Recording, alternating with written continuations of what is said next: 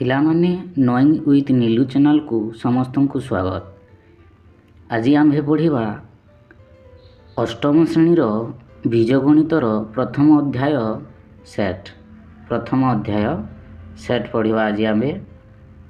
ଯଦି ଚ୍ୟାନେଲକୁ ପ୍ରଥମ ଥର ପାଇଁ ଆସିଛ ଚ୍ୟାନେଲକୁ ସବସ୍କ୍ରାଇବ୍ କର ଓ ବେଲ୍ ଆଇକନ୍କୁ ଦବାଇ ଦିଅ, ଯାହାଫଳରେ ଭିଡ଼ିଓର ନୋଟିଫିକେସନ୍ ସର୍ବପ୍ରଥମେ ପାଇପାରିବ। ଭିଡ଼ିଓଟି ସାଙ୍ଗମାନଙ୍କ ସହ ସେୟାର କର ଓ ଲାଇକ୍ କର। ସେଟ୍ର ପ୍ରଥମେ କ'ଣ ଦେଇଛି ଦେଖିବା। ଇଣ୍ଟ୍ରୋଡକ୍ସନ୍, ସେଟ୍ ପାଠର ଇଣ୍ଟ୍ରୋଡକ୍ସନ୍ ଉପକ୍ରମଣିକା କ'ଣ ଦେଇଛି। ଉପକ୍ରମଣିକାରେ ବିଖ୍ୟାତ ଜର୍ମାନ ଗଣିତଜ୍ଞ ଜର୍ଜ କ୍ୟାଣ୍ଟର ହେଉଛନ୍ତି ସେଟ୍ ତତ୍ତ୍ୱର ପ୍ରବର୍ତ୍ତକ। ସେଟ୍ ତତ୍ତ୍ୱର ପ୍ରବର୍ତ୍ତକ କିଏ? ଜର୍ଜ କ୍ୟାଣ୍ଟର ହେଉଛନ୍ତି ସେଟ୍ ତତ୍ତ୍ୱର ପ୍ରବର୍ତ୍ତକ। ଜର୍ଜ କ୍ୟାଣ୍ଟର ହେଉଛନ୍ତି ଜର୍ମାନ ଦେଶର ଜର୍ମାନ ଗଣିତଜ୍ଞ। ତାଙ୍କର ଜନ୍ମ ହୋଇଥିଲା 1845 ମସିହା। 1918 ମସିହାରେ ମୃତ୍ୟୁବରଣ କରିଥିଲେ। ସେଟ୍ ତତ୍ତ୍ୱ ଗଣିତକୁ ସରଳ ସୁନ୍ଦର କରିବାରେ ମୁଖ୍ୟ ଭୂମିକା ଗ୍ରହଣ କରିଅଛି। ସେଟ୍ ତତ୍ତ୍ୱ ଗଣିତକୁ ସରଳ ଓ ସୁନ୍ଦର କରିବାରେ ମୁଖ୍ୟ ଭୂମିକା ଗ୍ରହଣ କରିଛି।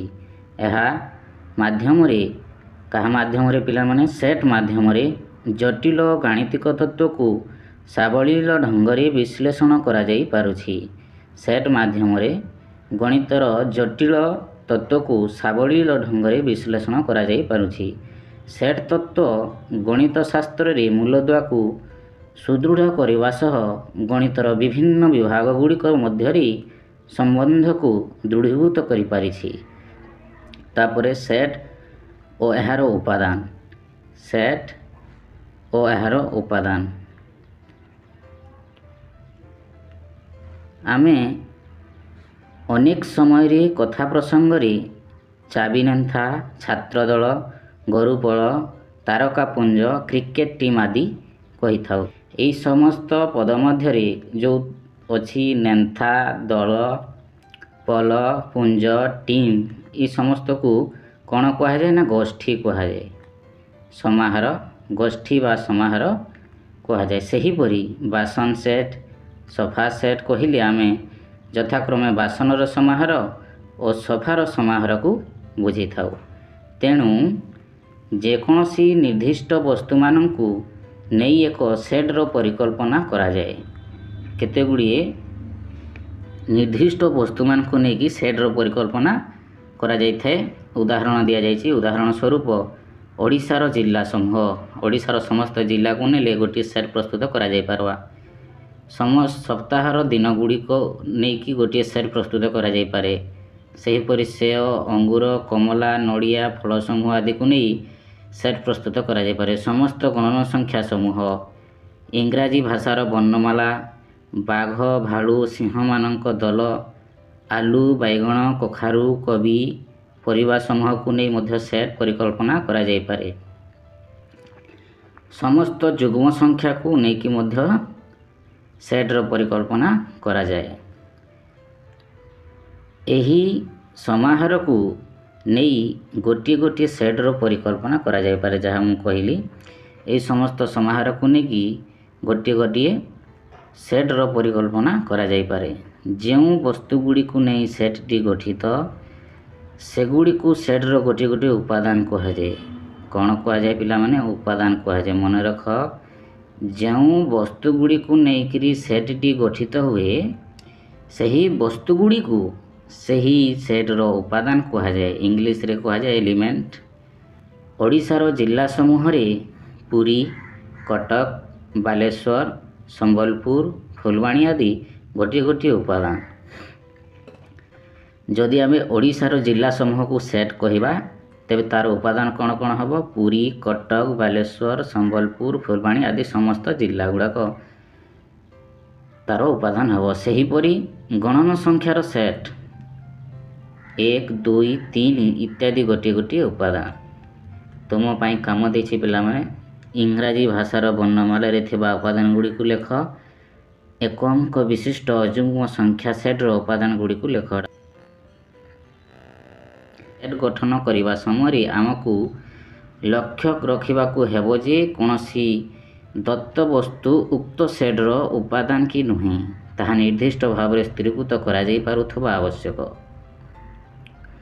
ଉଦାହରଣ ସ୍ୱରୂପ, ସୁନ୍ଦର ଫୁଲମାନଙ୍କୁ ନେଇ ଏକ ସେଟ୍ ଗଠନ ସମ୍ଭବ ନୁହେଁ, କାରଣ ସୌନ୍ଦର୍ଯ୍ୟର ଏପରି କିଛି ମାପକାଠି ନାହିଁ ଯାହାଦ୍ୱାରା ଆମେ କେଉଁ ଫୁଲଟି ସୁନ୍ଦର ଓ କେଉଁ ଫୁଲଟି ସୁନ୍ଦର ନୁହେଁ ତାହା ନିଶ୍ଚିତ ଭାବରେ କହିପାରିବା।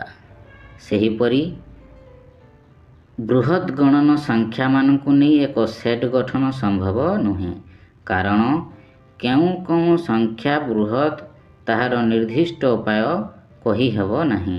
ସୁତରାଂ ନିର୍ଦ୍ଦିଷ୍ଟ ଭାବେ ସ୍ଥିରୀକୃତ ହୋଇନଥିବା ଉପାଦାନମାନଙ୍କୁ ନେଇ ସେଟ୍ ଗଠନ ଅସମ୍ଭବ। ମନେରଖ ଯେ ସେଟ୍ ଓ ଏହାର ଉପାଦାନର କୌଣସି ସଂଜ୍ଞା ନାହିଁ, ଏହି ଦୁଇଟି ପଦସଂଜ୍ଞା ବିହୀନ ଅଟନ୍ତି। ତାପରେ ଦେଖିବା ଅସୀମ ସେଟ୍ ଓ ସସୀମ ସେଟ୍। ସସୀମ ସେଟ୍ ଓ ଅସୀମ ସେଟ୍। ସେଟ୍କୁ ଦୁଇ ଭାଗରେ ଏଇଟା ବିଭକ୍ତ କରିଛି। ସସୀମ ସେଟ୍, ଅସୀମ ସେଟ୍।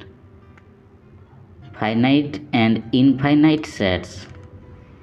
ଯଦି କୌଣସି ସେଟ୍ର ଉପାଦାନମାନଙ୍କୁ ଗୋଟି ଗୋଟି କରି ଗଣିଲେ ଗଣନ ପ୍ରକ୍ରିୟାର ପରିସମାପ୍ତି ଘଟେ, ତେବେ ଉକ୍ତ ସେଟ୍ଟି ଏକ ସସୀମ ସେଟ୍ ଅଟେ। ଅନ୍ୟଥା ଉକ୍ତ ସେଟ୍କୁ ଅସୀମ ସେଟ୍ କୁହାଯାଏ। ବୁଝିପାରିଲ ପିଲାମାନେ? ଯେଉଁ ସେଟ୍ର ଉପାଦାନକୁ ଗଣି ହୁଏ ତାକୁ ସସୀମ ସେଟ୍ କୁହାଯାଏ, ଆଉ ଯେଉଁ ସେଟ୍ର ଉପାଦାନ ଗଣି ହୁଏ ନାହିଁ ତାକୁ ଅସୀମ ସେଟ୍ କୁହାଯାଏ। ଉଦାହରଣ ସ୍ୱରୂପ, ଇଂରାଜୀ ଭାଷାର ବର୍ଣ୍ଣମାଳାଙ୍କର ସେଟ୍ ଏକ ଅଙ୍କ ବିଶିଷ୍ଟ ଗଣନ ସଂଖ୍ୟାମାନଙ୍କର ସେଟ୍। ପ୍ରତ୍ୟେକ ଗୋଟିଏ ଗୋଟିଏ ସସୀମ ସେଟ୍, କିନ୍ତୁ ସମସ୍ତ ଗଣନ ସଂଖ୍ୟାର ସେଟ୍ ଗୋଟିଏ ଅସୀମ ସେଟ୍, କାରଣ ସମସ୍ତ ଗଣନ ସଂଖ୍ୟାକୁ ଆମ୍ଭେ ଗଣି ପାରିବା ନାହିଁ। ସେହି ସେଟ୍ର ଉପାଦାନକୁ ଗଣି ହେବ କି? ସମସ୍ତ ଗଣନ ସଂଖ୍ୟା, କେତେ ଗଣନ ସଂଖ୍ୟା ଅଛି କିଏ ଜାଣିଛି? ଗଣି ହେବ ନାହିଁ। ଯେଉଁ ସେଟ୍ର ଉପାଦାନକୁ ଗଣି ହେବ ନାହିଁ ତାକୁ ଅସୀମ ସେଟ୍ କୁହାଯାଏ ଓ ଯେଉଁ ସେଟ୍ର ଉପାଦାନକୁ ଗଣି ହେବ ତାକୁ ସସୀମ ସେଟ୍ କୁହାଯାଏ। ତାପରେ ସେଟ୍ର ଲିଖନ, ପ୍ରେଜେଣ୍ଟେସନ୍ ଅଫ୍ ସେଟ୍ସ। ସାଧାରଣତଃ ସେଟ୍ଗୁଡ଼ିକୁ ଇଂରାଜୀ ବର୍ଣ୍ଣମାଳାର ବଡ଼ ଅକ୍ଷର A, B, C, D ଆଦି ଦ୍ୱାରା ନାମକରଣ କରାଯାଏ। ସେଟ୍ଗୁଡ଼ିକୁ କେମିତି ନାମକରଣ କରାଯାଏ? A, B, C, D ଆଦି ଦ୍ୱାରା ନାମକରଣ କରାଯାଏ। ସେଟ୍ର ଉପାଦାନଗୁଡ଼ିକୁ ଛୋଟ ଅକ୍ଷର A, B, C, D, ଛୋଟ A, B, C, D ଦ୍ୱାରା ସୂଚିତ କରାଯାଏ। ସେଟ୍କୁ ବଡ଼ ଅକ୍ଷରରେ ଆଉ ସେଟ୍ ମଧ୍ୟରେ ଥିବା ଉପାଦାନଗୁଡ଼ିକୁ ସାନ ଅକ୍ଷରରେ ବା ଛୋଟ ଅକ୍ଷରରେ ସୂଚିତ କରାଯାଏ।